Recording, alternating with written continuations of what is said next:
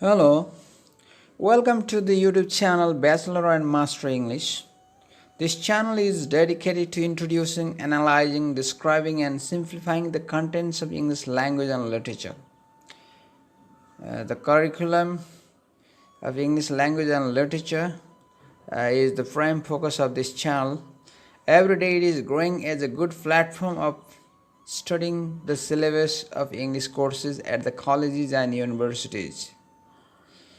I am determined to establish this channel as the best platform of learning language and literature through this single channel. It shall be true to its name. As you have seen, it is growing like that way.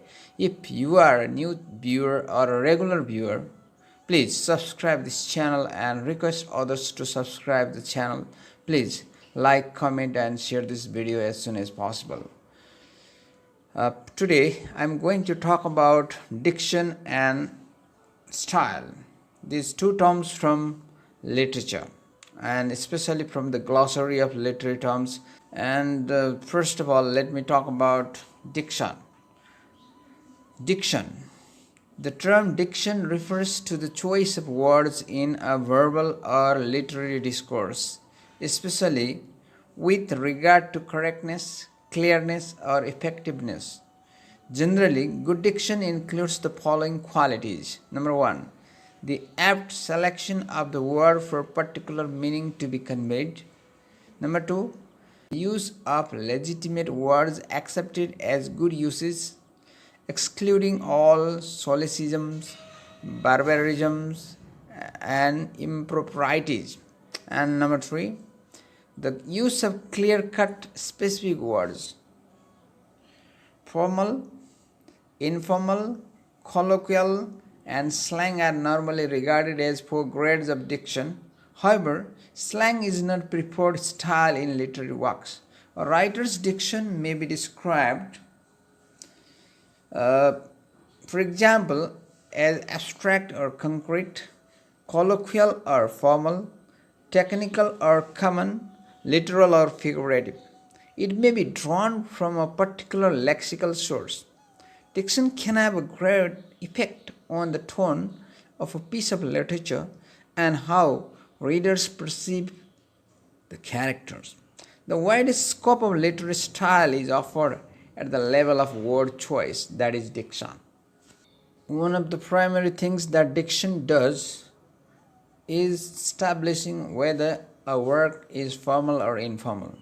Choosing more elevated words will establish a formality to the piece of literature, while choosing slang will make it informal. For example, consider the difference between "I'm much obliged to you, sir," and "thanks a bunch, buddy." The former expression is the expression of gratitude, and it sounds much more formal than the latter, and both would sound out of place if used in the wrong situation. So, diction is choice of words depending upon the capacity of the writer to choose and make it suitable for the situation. So, code switching and formalizing is important. Now, how the writer chooses the words, how the writer chooses the expression, and how the writer chooses the way it is delivered depends on his or her choice of the diction, choice of particular words in particular situation and particular context. So that's what we call diction. Francis Bacon's diction is Latinized, whereas John Donne's poetic diction is often colloquial and raw. This is a sharp contrast to other poets of the period, especially metaphysical poetry and 17th century literature. So, metaphysical period use extremely refined diction. It is one of the features of John Donne's poetry that makes it so innovative and striking. T.S. Eliot in the 20th century English literature was very much popular for his ornate and refined diction. So, diction is choice of words, and the choice is made by the writer depending upon the situation and fit for the characters. The choice of the language that suits for the character or the situation. That's diction. Okay, it's time to talk about style. Style is a writer's distinctive manner of arranging words to suit his or her ideas and purpose in writing. Style refers to the way a writer says what it is usually analyzed in terms of the diction, as I already discussed in this first part. That is, diction here is the choice of words, the sentence structure or syntax, the density and types of imagery, the rhythm and sounds. Style is the product of an author's way of arranging ideas and his or her use of diction. Different sentence structures, rhythm, figures of speech, rhetorical principles, and other elements of composition are diction. Many adjectives are used to classify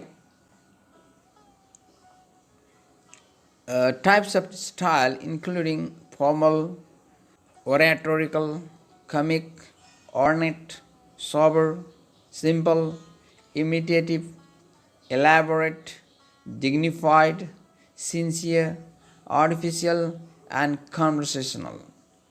Styles may be classified according to period or traditions, that is, metaphysical, Renaissance, Augustan, Victorian, Georgian, etc. Individual authors also, style is also mentioned here because they set, these individual authors set certain typical of their styles. Chaucerian, Miltonic, Johnsonian, Jamesian are some of the styles related to individual authors. And style on the basis of level, that includes grand, middle, low, or plain. The style is on the basis of language, that is scientific, expository, poetic, journalistic, and so on. Style may also be described by making reference to its greatest exponent, for example, Shakespearean style, Miltonic style, Byronic style, Yeatsian style, and so on. In literature, style comprises many literary devices that an author employs to create a distinct field for a work. These devices include, but are not limited to, point of view, symbolism, tone, imagery, diction, voice, syntax, and the method of narration. Style is a fundamental aspect of fiction, and it is naturally part of every work prose written. Style is a fundamental aspect of fiction, as it is naturally part of every work of prose written. Some types of writing are required to have a certain style, such as academic or journalistic writing. However, every work of creative writing takes on its own style.